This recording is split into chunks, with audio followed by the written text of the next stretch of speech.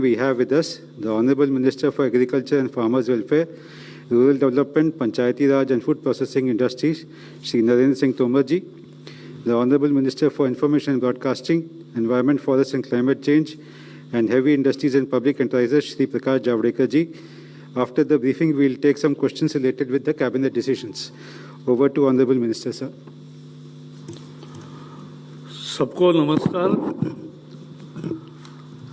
आज प्रधानमंत्री नरेंद्र मोदी जी की अध्यक्षता में जो कैबिनेट की बैठक हुई, उसमें 3 अहम फैसले लिए गए।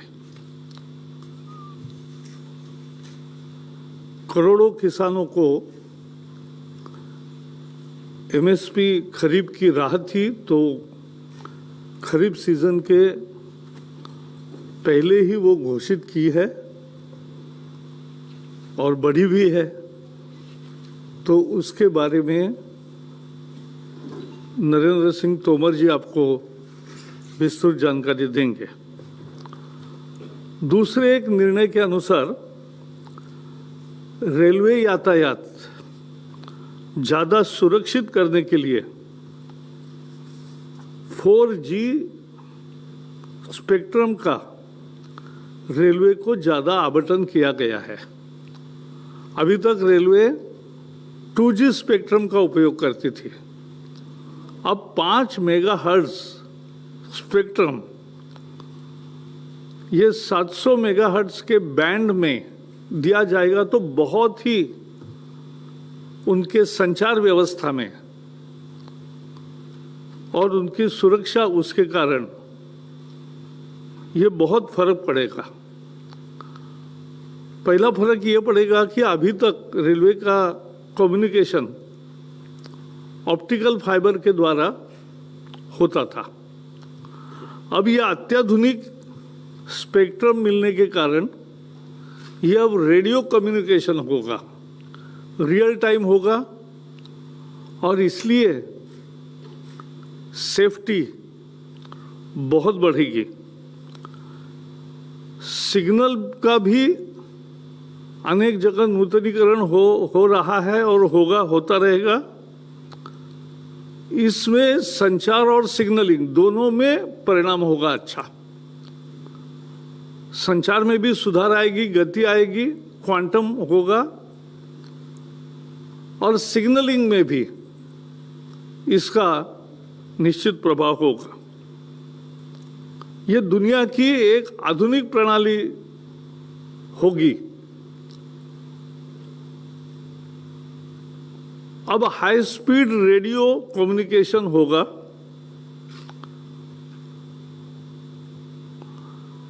एक और विशेषता है आज के निर्णय में, ऑटोमेटिक ट्रेन प्रोटेक्शन की व्यवस्था अब रेलवे में बहुत ज़्यादा मजबूत की जा रही है। और खुशी की बात यह है कि कोलिजन अवॉइडेंस सिस्टम, यानी 2 गाड़ियों का टकराव न हो, इसके लिए जो व्यवस्था बनी है वो 4 भारतीय कंपनियों ने बनाई है। मेक इन इंडिया का ये बहुत सुंदर आविष्कार है, और इसलिए यह ऑटोमेटिक ट्रेन प्रोटेक्शन सिस्टम से और कोलिजन अवॉइडेंस सिस्टम से यातायात की सुरक्षा बढ़ेगी। रियल टाइम कम्युनिकेशन के कारण रेल की गति बढ़ेगी, ज़्यादा रेल चलेगी, लोगों की अधिक सुविधा होगी, और ये सब आने वाले 5 साल में काम पूरा होगा। अपने यहाँ 96% ट्रैफिक 34,000 किलोमीटर के रेलवे के ट्रैक पर होती है। ये सभी 34,000 किलोमीटर का ट्रैक इसमें लिया जाएगा। ये 5 साल में काम पूरा होगा, उसमें 25,000 करोड़ रुपए खर्चा होगा। लगभग 12,000 करोड़ रुपए दोनों व्यवस्थाओं में, सिग्नल के आधुनिकीकरण में भी और ये 5G स्पेक्ट्रम की सारी मैकेनिज्म लागू करने में। तो ये 4G स्पेक्ट्रम का 5 मेगाहर्ट्ज स्पेक्ट्रम 700 mH बैंड में रेलवे को मिलना एक बहुत क्रांतिकारी फैसला है। और भारत सरकार ने स्पेक्ट्रम के बारे में कहाँ कितना उपयोग होता है, किसके पास कितना है, ये करके एक और उपयोग कैसे हो सकता है इसकी व्यवस्था की है। उसी के तहत ये रेलवे को 700 मेगाहर्ट्ज के बैंड में 5 मेगाहर्ट्ज स्पेक्ट्रम 4G का मिलेगा और रेलवे की व्यवस्था अत्यंत आधुनिक होगी। यही मुझे बाकी प्रेस नोट में लिखा है। दूसरे एक फैसले में तेलंगाना में Ramagundam fertiliser and chemical factory है, यह अभी शुरू हुई है, लेकिन जो नई निवेश की नीति कि फर्टिलाइजर के नए फैक्ट्रीज के निर्माण में सब्सिडी देने की जो नई निवेश नीति 2014 में मोदी सरकार आने के बाद की थी, वो 19 तक जो फैक्ट्री शुरू होगी उन्हीं को मिलने वाली थी, लेकिन अब 21 में शुरू हो गई है, तो उसको भी ये एक्सटेंड किया है कि उनको भी ये सहूलत मिलेगी, सब्सिडी मिलेगी। इससे 12 lakh metric ton 12,70,000 metric ton उत्पादन यूरिया का साल भर में होगा। इससे यूरिया के बारे में हमारा आयात कम होगी, इंपोर्ट कम होगा और एक तरह से आत्मनिर्भर भारत के दिशा में ये भी एक बढ़ता हुआ कदम है। आगे भी अनेक फैक्ट्रीज की योजना की है ताकि आत्मनिर्भर भारत यूरिया और अन्य खादों के लिए भी सही मायने में यहाँ उत्पादन उसका होने लगे, यही दृष्टि है उसकी। और इसलिए आज ये Ramagundam chemical and fertiliser factory को जो सहूलत नहीं तो नियमों के अनुसार नहीं मिलती थी क्योंकि 19 तक नहीं बना था, लेकिन वो एक्सटेंड करके 21 में बना है, तो भी ये फैसला लिया गया कि उसको भी सब्सिडी दे। अंततः इसका फायदा किसान को ही होता है। तो यही दो विषय है। अब सबसे एक बड़ा निर्णय करोड़ों किसानों को जिसका सीधा लाभ मिलने वाला है, वो मिनिमम सपोर्ट प्राइस के बारे में नरेंद्र जी तोमर बताएंगे।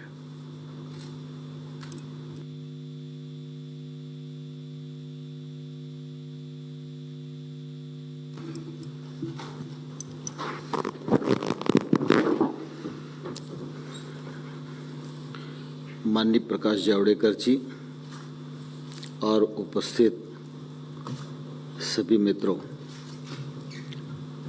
जैसा कि प्रकाश जी ने आप सबके समक्ष विषय रखा कि आज मंत्रिपरिषद की बैठक हुई प्रधानमंत्री नरेंद्र मोदी जी की अध्यक्षता में, उसमें विभिन्न निर्णय लिए गए। कुछ निर्णयों को विस्तार से उन्होंने रखा है। कृषि से संबंधित जो विषय है वो मुझे रखने के लिए उन्होंने कहा है। तो मैं इस अवसर पर सिर्फ इतना ही कहना चाहता हूँ कि प्रधानमंत्री नरेंद्र मोदी जी के नेतृत्व में विगत 7 वर्षों में लगातार कृषि के क्षेत्र में एक के बाद एक अनेक ऐसे निर्णय हुए जिन निर्णयों से किसान की आमदनी बढ़े, किसान महंगी फसलों की ओर आकर्षित हो, किसान के घर में खुशहाली आए और खेती फायदे का सौदा बने, इस दिशा में लगातार प्रयत्न हुए। जहां योजनाओं की आवश्यकता थी, योजना बनी, योजनाओं के लिए बजट प्रावधान की जरूरत थी तो बजट प्रावधान किए गए, और जहां सरकार को पूंजी लगाने की आवश्यकता थी वहां अधिक पूंजी लगाकर भी किसान का फायदा हो, यह सुनिश्चित करने का प्रयत्न भारत सरकार ने प्रधानमंत्री नरेंद्र मोदी जी के नेतृत्व में लगातार किया है। उसी के परिप्रेक्ष्य में आप सब लोगों के ध्यान में है कि लगातार यह बात चलती रहती थी कि एमएसपी पर जो लागत आती है उस पर एमएसपी 50% मुनाफा जोड़कर घोषित होनी चाहिए।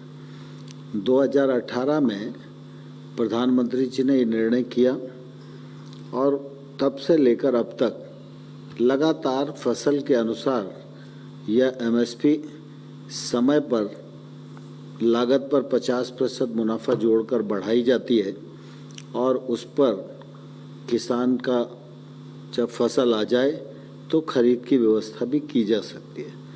जैसा कि अभी हाल ही में हम सब लोग उपार्जन के दौर से गुजर रहे हैं। जून 21 तक पिछले वर्ष इसी अवधि में 372.23 LMT खरीद हुई थी और उसकी तुलना में अगर आज देखेंगे तो 416.95 LMT से अधिक यह खरीद गेहूं की हो गई है और इसका लाभ 45.67 लाख किसानों को मिला है और इस खरीद के परिणाम स्वरूप 82,047.39 करोड़ रुपया एमएसपी के मूल्य का भुगतान किसान के खाते में करने का काम भारत सरकार और फूड कॉरपोरेशन ऑफ इंडिया के द्वारा किया गया है। इसी प्रकार से अगर हम देखेंगे तो धान का आंकड़ा लें, जून 21 तक 813.11 LMT धान की खरीद की गई है। पिछले वर्ष का अगर इसी समय का हम आंकड़ा देखें तो 736.36 लाख मीट्रिक टन था और इस बार जो धान की खरीद हुई है उसका लाभ 120 लाख से अधिक किसानों को मिला है और इसके परिणाम स्वरूप 1,53,515.20 करोड़ रुपए एमएसपी का भुगतान चावल उपार्जन के दृष्टि से किसान के खाते में देने का एक सफलतम प्रयत्न हुआ है। इसी प्रकार से दलहन और तिलहन के क्षेत्र में भी भारत सरकार अपनी एजेंसियों के माध्यम से खरीद करती है और अभी देखेंगे तो 20-21 और रबी 21 के तहत तमिलनाडु, कर्नाटक, आंध्र प्रदेश, मध्य प्रदेश, महाराष्ट्र, गुजरात, उत्तर प्रदेश, तेलंगाना, हरियाणा और राजस्थान के 4,58,000 से अधिक किसान दलहन और तिलहन की खरीद से लाभान्वित हुए हैं और निश्चित रूप से इस दिशा में और निरंतर कोशिश की जा रही है कि दलहन का रकबा बढ़े, तिलहन का रकबा बढ़े और इसके लिए दलहन और तिलहन मिशन पर भारत सरकार काम कर रही है और मुझे पूरा विश्वास है कि जो प्रयत्न भारत सरकार के राज्य सरकारों के साथ मिलकर चल रहे हैं वो प्रयत्न सफल होंगे और अगले बार हमारा रकबा भी बढ़ेगा, उत्पादन भी बढ़ेगा, उत्पादकता भी बढ़ेगी और हम खरीद कर सकेंगे और जो आयात पर हमारी निर्भरता है उस निर्भरता से मुक्त होने की दिशा में अग्रसर होंगे। आज मंत्रिपरिषद की बैठक में प्रधानमंत्री जी की अध्यक्षता में खरीफ की फसलों का न्यूनतम समर्थन मूल्य घोषित करने का निर्णय हुआ है। मैं आपके सामने इसे रखने जा रहा हूँ। धान जो सामान्य स्तर का है उसका भाव अभी 1868 रुपया था और अब 21-22 में ये 1940 रुपया हो गया। इसमें 72 रुपये प्रति कुंटल की बढ़ोतरी है जो 50% से अधिक है। ऐसे में सभी के आपके सामने रख सकता हूँ, लेकिन सामान्य तौर पर अगर आप देखेंगे तो बाजरा जो 20-21 में 2150 रुपया था और बाजरा अब 2250 रुपया होगा। 100 रुपये की प्रति कुंटल की वृद्धि है। अगर प्रतिशत में देखेंगे तो ये 85% की बढ़ोतरी है। इसी प्रकार से अगर हम तूर में अरहर की दाल में देखेंगे तो ये वृद्धि 62% है। उड़द की दाल में अगर देखेंगे तो ये वृद्धि 65% है। इसी प्रकार से ज्वार है, रागी है, मक्का है, मूंगफली है, सूरजमुखी है, कपास है, सभी के भाव निरंतर बढ़े हैं और सब 50% से अधिक हैं। ये टेबल आप सबके समक्ष पहुंचने वाली है। मैं थोड़ा सा आपका ध्यान इस दृष्टि से और आकर्षित करना चाहता हूं कि जैसे धान सामान्य ग्रेड का है। 2014 में जब हम लोग आए थे उस समय धान का भाव 1360 रुपया कुंटल था और आज एमएसपी की बढ़ोतरी, मोदी सरकार की नीतियां, उसके परिणाम स्वरूप यह 1940 रुपया कुंटल है। बाजरा अगर देखेंगे हम तो 14-15 में 1250 रुपया कुंटल था, आज 2250 रुपया कुंटल है। उस समय मक्का को अगर हम देखेंगे तो 1310 रुपया कुंटल थी और आज 1870 रुपया कुंटल है। तूर की दाल को अगर हम देखेंगे तो 4350 थी 14-15 में, आज 6300 है। ऐसे ही मूंग को अगर हम देखेंगे तो 4600 उस समय थी और आज 7275 है। उड़द को देखेंगे तो 4350 थी, आज ये 6300 रुपया प्रति कुंटल है। इस प्रकार से एक तौर से काफ़ी अंतर एमएसपी की जो पॉलिसी प्रधानमंत्री मोदी जी ने घोषित की उस के अनुसार जो निर्णय किए जा रहे हैं उसका परिणाम स्वरूप किसानों को निश्चित रूप से इसका लाभ मिल रहा है। और आपने देखा कि देश भर में बातें तो बहुत चलती हैं, लेकिन पिछले दिनों जब रिफॉर्म की बात आई थी तब एमएसपी के बारे में कई प्रकार की कुशंकाएं थी। तो उस समय मैंने भी हाउस में कहा था, माननीय प्रधानमंत्री जी ने भी देश को आश्वस्त किया था कि एमएसपी है और एमएसपी आगे भी रहेगी। उस वक्तव्य के अनुसार लगातार रबी और खरीफ के एमएसपी घोषित की जा रही है। सरकार गेहूं और धान का उपार्जन एफसीआई के माध्यम से कर रही है। दलहन और तिलहन का जो उपार्जन है वो भारत सरकार अपनी अन्य एजेंसियों के माध्यम से कर रही है। इसलिए इसमें किसी को भी कहीं भ्रम रखने की आवश्यकता नहीं है। एमएसपी चल रही है, एमएसपी बढ़ रही है, एमएसपी पर खरीद भी बढ़ रही है। और मैं धन्यवाद देना चाहता हूं किसानों को कि किसान बंधु अच्छी मेहनत कर रहे हैं, उसके परिणाम स्वरूप उत्पादन और उत्पादकता भी बढ़ रही है।